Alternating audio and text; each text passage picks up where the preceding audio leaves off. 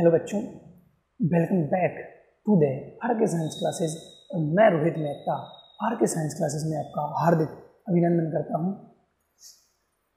तो बच्चों, हमारा जो 12th बायो का चैप्टर नंबर 2 चल रहा है, उसमें आज हम आपके लिए अगला लेक्चर लेके आए हैं, जो कि किसका है, गुरु बीजाणु जनन और भ्रूणकोश। यानी कि ये हमारे चैप्टर नंबर 2 का लास्ट वीडियो है और इस वीडियो में हम इस सेकंड पार्ट को खत्म कर देंगे और इसके बाद या तो एक वीडियो और लाएंगे जिसमें कंप्लीट सेकंड चैप्टर होगा एक साथ 1 शॉट में, और या तो इसके और पहले पार्ट के जो हमने क्वेश्चन नहीं दिए थे उन दोनों क्वेश्चनों को भी आपको दे दिया जाएगा। तो देखिए दोस्तों, आज हम बात करेंगे गुरु बीजाणु जनन, यानी कि इसको कहते हैं मेगा स्पोरोजेनेसिस। मेगा स्पोरोजेनेसिस और माइक्रो स्पोरोजेनेसिस दोनों सेम प्रक्रिया हैं, बस थोड़ा सा अंतर आता है। याद कीजिए, हमने पढ़ा था लघु बीजाणु जनन, माइक्रो स्पोरोजेनेसिस हमने पढ़ा था। हिंदी में इसको कहते हैं लघु बीजाणु जनन। ठीक है दोस्तों, वहीं से मैं लेके चलता हूं, क्योंकि लघु बीजाणु जनन और गुरु बीजाणु जनन में ज़्यादा अंतर नहीं है, थोड़ा बहुत अंतर है। तो हमने क्या पढ़ा था कि जो परागकोश है, मान लो ये हमारा परागकोश है, तो इसमें क्या होता है, इसमें कुछ कोशिकाएं चेंज होकर क्या बनाती हैं। जैसे मान लो ये कोशिका चेंज हो गई, इस कोशिका को कहा था हमने प्रपशु कोशिका कहा था। इसमें कौन सा विभाजन हुआ था, इसमें परिणत विभाजन हुआ था। परिणत विभाजन के बाद 2 सेल्स बनी थी। परिणत विभाजन होने से 2 सेल्स बनी थी। पहली सेल्स का नाम था प्राथमिक भित्तीय कोशिका और जो दूसरी सेल बनी थी उसका नाम था प्राथमिक बीजाणुजन कोशिका। सबको याद है, प्रपशु कोशिका बनी थी, उसमें परिणत विभाजन हुआ था, इससे 2 कोशिकाएं बनी थी। बाहर की ओर जो कोशिकाएं बनी थी उसका नाम था प्राथमिक भित्तीय कोशिका और अंदर की ओर जो कोशिका बनी थी उसका नाम था प्राथमिक बीजाणुजन कोशिका। तो सेम कंडीशन यहाँ पर होने वाली है, लेकिन ये परागकोश में हुआ था। यानी कि जो लघु बीजाणु जनन की क्रिया है वो परागकोश में होती है और जो गुरु बीजाणु जनन की क्रिया है वो कहाँ होती है, बीजांड में होती है। कहाँ होती है, बीजांड में। तो देखिए दोस्तों, हमारा जो बीजांड था उसके अंदर हमने क्या देखा था, एक भ्रूण कोश होता है और भ्रूणकोश के चारों ओर कौन होता है, बीजांड काय। तो ये मैंने बना लिया है क्या, बीजांड काय। इसको मैं नाम दे देता हूँ बीजांड, नीचे दे देते हैं। ये कौन है, ये है बीजांड काय, क्योंकि अभी भ्रूणकोश का निर्माण नहीं हुआ है। अच्छा, लघु बीजाणु जनन की जो परिभाषा थी वो क्या थी, लघु बीजाणु जनन की परिभाषा थी कि 1 MMC से, यानी माइक्रोस्पोर मदर सेल से 4 लघु बीजाणुओं का बनना। ऐसे ही गुरु बीजाणु जनन की क्रिया होगी 1 MMC से 4 अगुणित। अच्छा, ये MMC 2N होती है और ये है N, 1 MMC से। अब यहाँ पर MMC ये है माइक्रोस्पोर मदर सेल, जो उसमें नहीं थी, ये यहाँ पर नहीं है। यहाँ पर माइक्रो की जगह हो गया मैक्रो या मेगा। ठीक है दोस्तों, तो यहाँ पर है ये मेगा मदर सेल। ठीक है, क्योंकि गुरु बीजाणु बढ़ रहे हैं, गुरु यानी बड़ा, तो ये है मेगा मदर सेल या मेगा स्पोरो मदर सेल। तो 1 MMC से 4 अगुणित क्या बनते हैं, गुरु बीजाणु बनेंगे। 4 अगुणित गुरु बीजाणु बनेंगे। सेम कंडीशन लघु बीजाणु जनन में हमने पढ़ा था, 1 MMC से 4 अगुणित लघु बीजाणुओं का निर्माण होता है और यहाँ पर भी 1 MMC से 4 गुरु बीजाणुओं का निर्माण होगा, जो कि अगुणित होंगे। इस क्रिया को कहा जाता है क्या, मेगा स्पोरोजेनेसिस, यानी गुरु बीजाणु जनन। अब ये कैसे हुआ, MMC कैसे बनी, कहाँ बनी, इसके बारे में जानकारी करते हैं। तो देखिए, ये बीजांड काय है हमारे पास। अब बीजांड काय के अंदर आपको पता है कौन सी कोशिकाएं होती हैं, मृदुत की कोशिकाएं होती हैं। इसमें कौन सी कोशिकाएं, मृदुत की कोशिकाएं, पेरेन्काइमल सेल्स इसमें भरी हुई हैं। अब अचानक कुछ ऐसा परिवर्तन होता है किसी एक कोशिका में कि उसकी एक कोशिका बड़ी हो जाती है। कैसी हो जाती है, बड़ी। एक कोशिका अचानक बड़ी हो जाती है जब इसको परिपक्व होना होता है, और इस जो बड़ी कोशिका है इसको प्रपशु कोशिका कहा जाता है। प्रेपसु कोशिका आर्कीस्पोरियल सेल्स,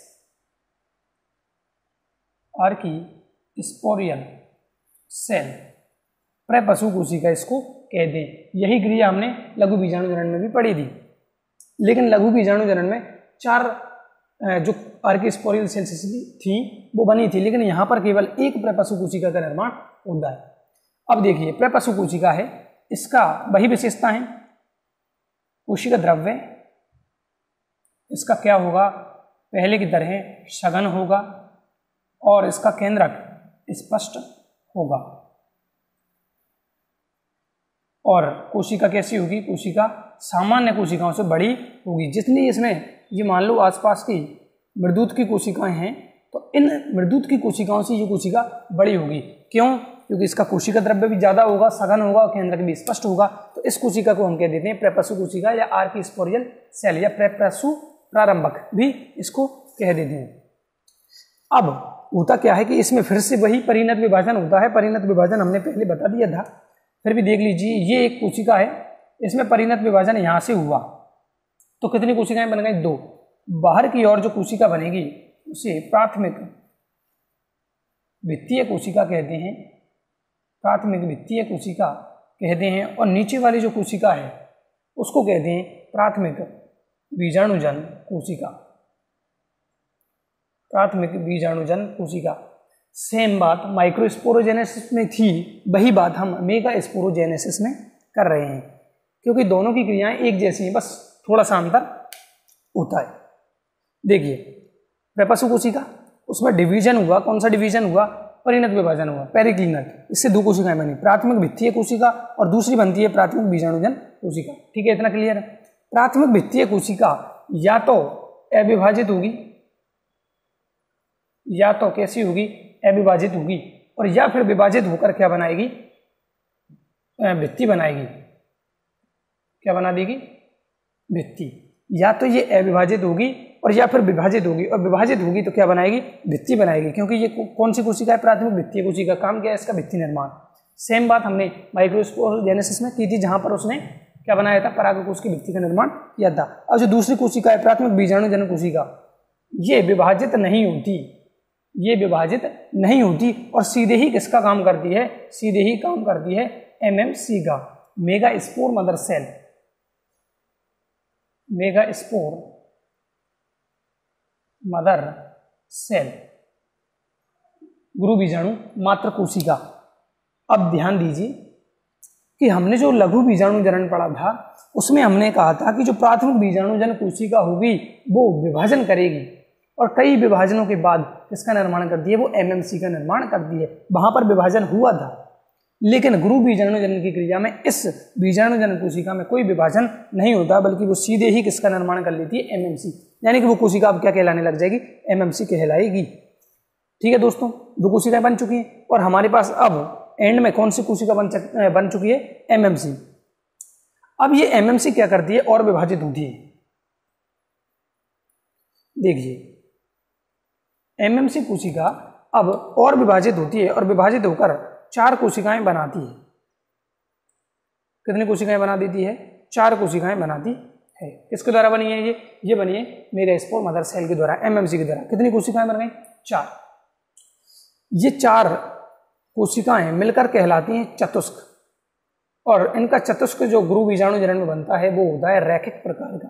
ध्यान दीजिए, हमने लघु बीजाणु जनन में पढ़ा था चतुष्क बनते हैं वहां पर भी, और चतुष्क बनते हैं वो 5 प्रकार के होते हैं। हमने पढ़ा था रैखिक, हेलोफिला में पढ़ा था हमने, और रैखिक के बाद समद्विपार्श्विक, चतुष्फलकीय, ये 5 प्रकार के हमने पढ़े थे। लेकिन यहाँ पर केवल और केवल एक ही प्रकार का चतुष्क पाया जाता है, कौन सा, रैखिक। अब ये 4 क्या बन चुके हैं, हमारे पास गुरु बीजाणु बन चुके हैं। यानी कि एक एमएमसी से 4 अगुणित गुरु बीजाणुओं का निर्माण होता है। इसी क्रिया को हम कहते हैं गुरु बीजाणु जनन, यानी कि मेगा स्पोरोजेनेसिस। तो एक एमएमसी से 4 गुरु बीजाणु बन चुके हैं। अब होता क्या है, अब ध्यान दीजिए कि इन 4 में से केवल एक ही जिंदा रहेगा, बाकी 3 मर जाएंगे, लुप्त हो जाएंगे या पोषण प्रदान कर देंगे किसको, जो एक बचेगा उसको। ध्यान दीजिए, अब एक बार मैं बीजाणु की संरचना यहाँ पर बनाना चाहूंगा। इसको हटा देता हूं। बीजांड की संरचना मैं ऋजु वाला बना देता हूं, ऋजु बीजांड। अभी इसमें भ्रूणकोश में नहीं बना रहा हूं, ये बीजांड काय है।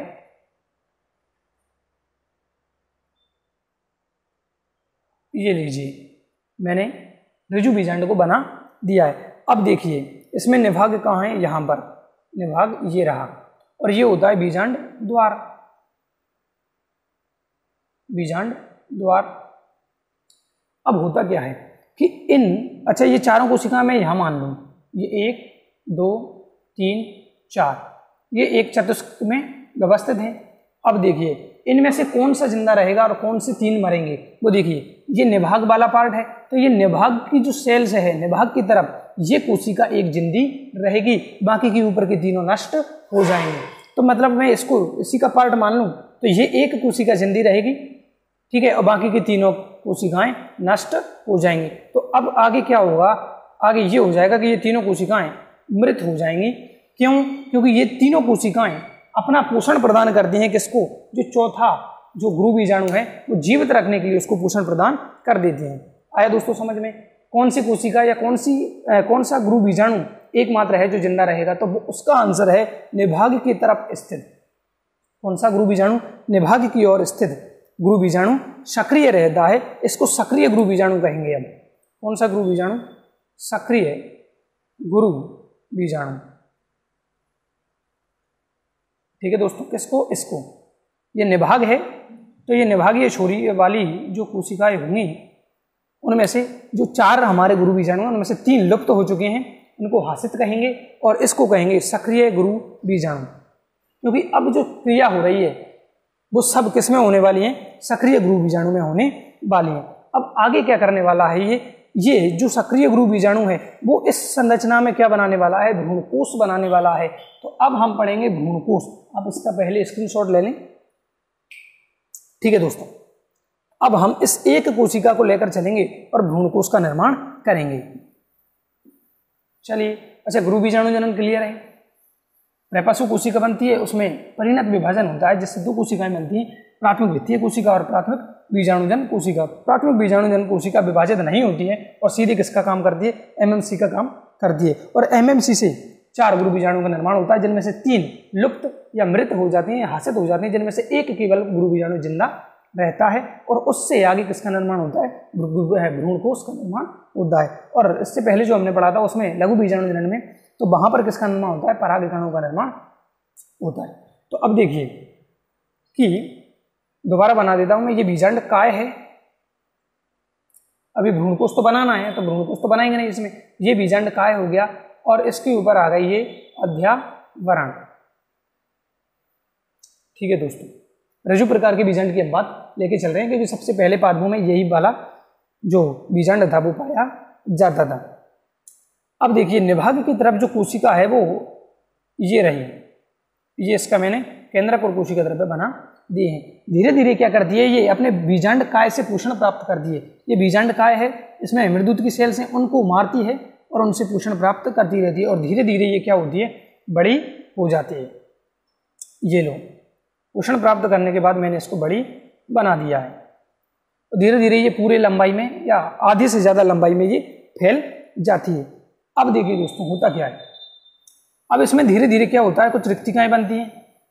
तो ये रिक्तिका बन गई, जैसे मान लो ये लो, 1 रिक्तिका, 2 रिक्तिका, 3 रिक्तिका, तो ऐसे ऐसे रिक्तिकाएं बनती जाती हैं और बाद में ये रिक्तिकाएं मिलकर क्या बना लेती हैं? एक बड़ी रिक्तिका बना लेती हैं। क्या बना लेती हैं? एक बड़ी रिक्तिका बना लेती हैं। ये रिक्तिका हो गई और इसका ये क्या है? केंद्रक है। अब होता क्या है कि ये केंद्रक 3 बार विभाजित होता है। अब इसको मैं जूम करके बनाऊंगा, यहां बना लिया मैंने। चलो ये एक केंद्रक ले लिया हमने। अब ये केंद्रक क्या करता है? 3 बार विभाजित होगा। पहली बार जब विभाजित होगा तो 2 बनी, मैं यहां लिखता चलता हूं। पहली बार जब विभाजित होगा तो 2 केंद्रक बने, ठीक है दोस्तों। अब जब दूसरी बार विभाजन होगा तो ये भी विभाजित होगा और ये भी विभाजित होगा। तो जब दूसरी बार विभाजित होगा तो कितने बन जाएंगे? 4 केंद्रक बन जाएंगे, 2 इसके 2 इसके, 4 केंद्रक हो गए। अब ये 4 केंद्रक हैं, तीसरा विभाजन होगा और चारों विभाजित होंगे, कितने बन जाएंगे? 8। तो 3 विभाजन से कितने बन गए? 8 केंद्रक बन जाएंगे। ये देखिए दोस्तों, मैंने 8 केंद्रक बना दिए। तो ये तो हैं कि कितनी बार विभाजन होता है, 3 बार विभाजन होता है। और केंद्रक कितने बनते हैं, तो केंद्रक बनते हैं 8। इसको कहते हैं, इस विभाजन को मुक्त केंद्रकीय विभाजन। मुक्त केंद्रकीय विभाजन क्यों? क्योंकि इसमें केवल और केवल केंद्रक का विभाजन होता है। अभी कोशिका द्रव्य का विभाजन नहीं हुआ है, यानी कि पूरा कोशिका विभाजन नहीं हुआ है, केवल केंद्रक बने हैं, अभी कोशिका का निर्माण नहीं हुआ है। तो देखिए हुआ क्या, इसके पास जो एक केंद्रक था वो विभाजित होकर 2 केंद्रक बना लेता है। पहले इसकी बात कर लेते हैं, 2 केंद्रक बन जाते हैं, और 2 केंद्रक बनने के बाद इसमें रिक्तिकाएं बड़ी होने लग जाती हैं, रिक्तिकाएं बनने लग जाती हैं, जिससे क्या होता है, ये केंद्रक इधर उधर जाने लग जाते हैं, यानी विपरीत ध्रुवों पर। इस भाग को कहेंगे हम निभागीय ध्रुव, निभागीय ध्रुव, और इधर कहेंगे हम बीजांड द्वारीय ध्रुव, बीजांड द्वारीय ध्रुव। ठीक है दोस्तों, इतना क्लियर है। तो एक जो केंद्रक था किसका, एक सक्रिय गुरु बीजाणु का, वो केंद्रक विभाजित होता है और 2 केंद्रक बना लेता है। अब दोनों केंद्रक क्या होता है, उस बीच में रिक्तिका के बनने के कारण ये केंद्रक इधर उधर विपरीत ध्रुवों पर पहुंच जाते हैं। तो ये विपरीत ध्रुवों पर मैंने केंद्रकों को पहुंचा दिया है, यानी कि हमारा जो पहला डिवीजन था, पहला विभाजन था, वो अब कंप्लीट हो चुका है। अब दूसरा विभाजन होता है, कहां पर होता है दूसरा विभाजन, तो वो आपको याद रखना है। दूसरा विभाजन होता है विपरीत ध्रुवों पर पहुंचने के बाद, यानी कि बीजांड द्वारीय ध्रुव और दूसरा ध्रुव कौन सा है, निभागीय ध्रुव। यहाँ पर केंद्रक पहुंच चुके हैं। अब इसमें विभाजन होगा तो यहाँ पर कितने केंद्रक हो जाएंगे, 2, और यहाँ पर भी कितने हो जाएंगे, 2। ये वाली कंडीशन अपनी पूरी हो चुकी है। अब ये दोनों तीसरा विभाजन करते हैं, तो ये लो 4 केंद्रक यहाँ पर बन गए। बात आई समझ में? या अब कुछ बच्चे सोच रहे होंगे कि सिर्फ 3 बनने चाहिए थे, नहीं, क्योंकि 1 से बने 2 और दोनों में ही डिवीजन हुआ है, तो इसके विभाजन से ये बन गया और इसके विभाजन से ये बन गया। तो विभाजन कितने हो गए, 3 विभाजन और 8 केंद्रक अपने बन चुके हैं। आए दोस्तों समझ में? अब कितने केंद्रक हैं हमारे पास, 8 केंद्रक, 4 बीजांड द्वारीय ध्रुव पर और 4 केंद्रक हैं निभागीय ध्रुव पर। ये कहां पर हैं, ये सब स्थित है बीजांड काय में। ये सब कहाँ हो रहा है, ये बीजांड काय में हो रहा है। मतलब एक बड़ा गुब्बारा है, उसमें 4 केंद्रक ऊपर हैं और 4 नीचे। अभी केंद्रक हैं, अभी कोशिका का निर्माण नहीं हुआ है। अब देखिए दोस्तों, होता क्या है कि इन दोनों में से, दोनों ध्रुवों से एक एक केंद्रक बीच में आते हैं।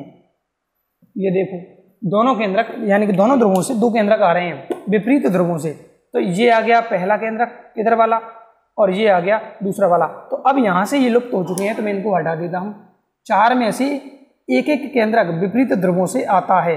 कहाँ आ जाता है, बीच सेंटर में, यानी कि इस कोशिका के बीजांड काय के बीच में आ गया है। इतना क्लियर है दोस्तों? तो ध्रुवों पर कितने कितने बचे, 3 बचे बीजांड द्वारीय ध्रुव पर और 3 बचे निभागीय ध्रुव पर। अब मुझे लगता है कि आपको बीजांड की संरचना थोड़ी समझ में आ रही होगी। क्यों? अब ये क्या करेंगे, कोशिकाएं बनाने। अब बाद में क्या होता है कि ये इन तीनों के चारों तरफ भित्ति का निर्माण हो जाता है। किसका निर्माण हो जाता है, भित्ति का निर्माण हो जाता है। ये लीजिए, और इन दोनों केंद्रकों के चारों तरफ भी भित्ति का निर्माण हो जाता है। क्लियर है इतना? अब ये देखिए, बीजांड की संरचना तो बन गई है ना। अब देखिए, जो बीजांड द्वारीय ध्रुव होता है उसकी तरफ जो कोशिकाएं होंगी उनको हमने कहा था, क्या कहा जाता है, अंड समुच्चय, एग एपेरेटस, अंड समुच्चय कहा जाता है, जिसमें एक तो एग सेल होती है, अंड कोशिका, अंड कोशिका ये बीच में है जो, वो अंड कोशिका कहलाती है, और 2 होती हैं इसमें, 2 को कहते हैं सहायक कोशिकाएं। किधर, बीजांड द्वार। तो ये हो गया अपना अंड समुच्चय, और इन 3 कोशिकाओं को, केंद्रक थे पहले, इनके चारों तरफ क्या बन गया, कोशिका भित्ति का निर्माण हो गया। तो अब इसको कहते हैं कोशिका। कौन सी कोशिकाएं, इनको कहेंगे प्रति ध्रुवी या प्रतिमुखी एंटीपोडल सेल्स। इतना क्लियर है दोस्तों? अब इसको क्या कहें, इसकी बात करते हैं। तो देखो, केंद्रक विपरीत ध्रुवों से आए, एक इस साइड से एक इस साइड से, तो इनको कहते हैं ध्रुवीय केंद्रक। इनको क्या कहा जाता है, इनको कहा जाता है ध्रुवीय केंद्रक। क्यों? क्योंकि ये विपरीत ध्रुवों से आए हैं। एक बीजाणुद्वारीय ध्रुव से, एक निभागीय ध्रुव से, तो इनको कहते हैं ध्रुवीय केंद्रक, पोलर न्यूक्लियस। ठीक है दोस्तों, ये हो गए ध्रुवीय केंद्रक। अब जब इनके चारों ओर क्या बन जाती है, कोशिका भित्ति बन जाती है, तो इसको अब केंद्रीय कोशिका भी कहा जाता है। केंद्रीय कोशिका, सेंट्रल सेल, सेंट्रल सेल। लेकिन ये नॉर्मली इसका निर्माण नहीं होता, इसका निर्माण होता है कब, निषेचन के समय। निषेचन के समय किसका निर्माण, यानी कि ये केंद्रक ही रहेंगे, कोशिका में नहीं बदलते। ये दोनों आपस में मिलते हैं कब, जब निषेचन की क्रिया होती है, उस टाइम ये दोनों मिलते हैं। लेकिन नाम हमें दोनों याद रखने पड़ेंगे। तो अंड समुच्चय, बीजाणुद्वारीय ध्रुव की ओर, या अंड समुच्चय को अंड उपकरण भी कह दिया जाता है। अंड समुच्चय या अंड उपकरण भी कह दिया जाता है। अच्छा, अब देखिए ध्रुवीय जो केंद्रक थे वो ध्रुवीय क्यों कहा, विपरीत ध्रुवों से आए। केंद्रीय कोशिका क्यों कहा, क्योंकि दोनों मिलकर क्या बना देते हैं, केंद्रीय कोशिका बनाते हैं जो सेंटर में स्थित है। अब इसको एक और नाम दिया गया है, इसको कहते हैं संलीन केंद्रक। संलीन केंद्रक क्यों, विपरीत ध्रुवों से आने के बाद ये इनका क्या हो गया, संलयन हो गया, तो इनको संलीन केंद्रक भी कह दिया जाता है। इतना बात समझ में आ गई। अब देखिए बस थोड़ी सी बात इसमें बाकी है कि ये कौन सा बीजांड है, ये ऋजु बीजांड है। और ऋजु बीजांड के हमने एग्जाम्पल पढ़े थे पापा और जिम्नोस्पर्म। पापा मतलब पॉलीगोनेशी कुल और पाइपरेसी कुल। तो पॉलीगोनेशी कुल में होने के कारण इसको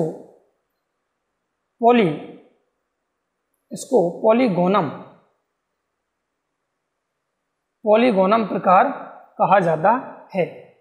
और इसको क्या कहा जाता है, पॉलीगोनम प्रकार कहा जाता है।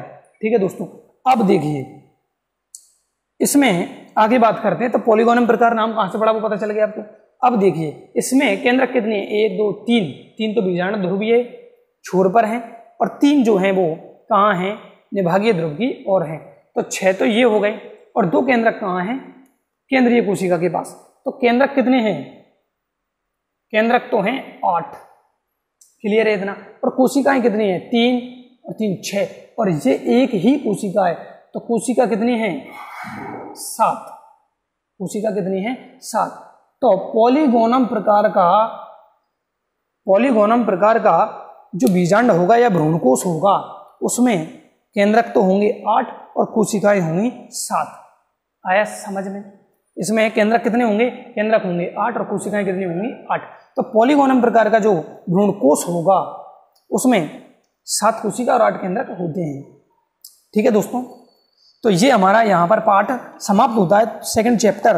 अब इसके बाद कुछ भी शेष नहीं रहा है, तो इसका स्क्रीनशॉट ले लें पहले।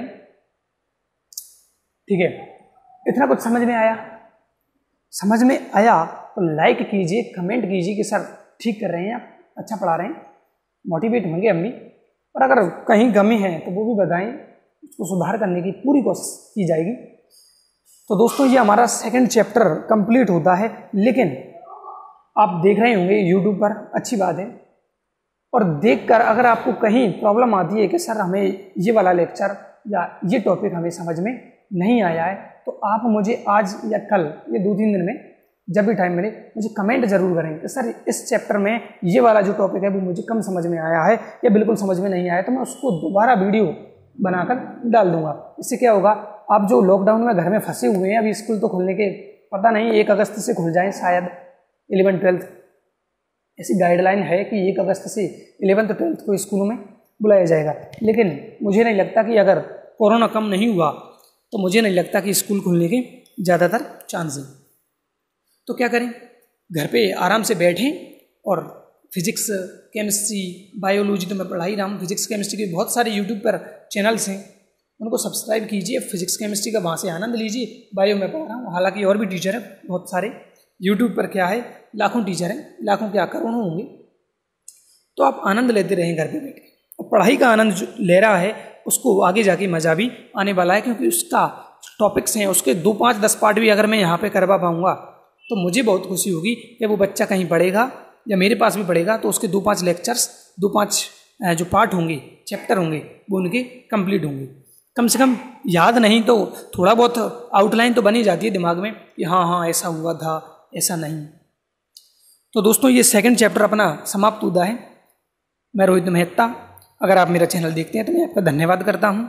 और ऐसे ही घर पे बैठ के सावधान रहें, सतर्क रहें और घर पे बैठ के पढ़ाई करते रहें और लॉकडाउन का आनंद लें। अपने परिवार वालों के साथ टाइम गुजारें, कुछ अच्छा लगेगा आपको भी। और ये लॉकडाउन जो है वो सबके लिए एक यादगार पल बन गया है, मेरे लिए भी। कभी मैंने सोचा नहीं था कि मैं भी कभी ऑनलाइन पढ़ाऊँगा, जो है सोचा नहीं था कभी ज़िंदगी में ऐसा दिन आएगा कि हम घर पे ही बैठे रहेंगे, कुछ काम नहीं होगा, सारे धंधे चौपट हैं, हमारी भी इनकम बिल्कुल बंद है।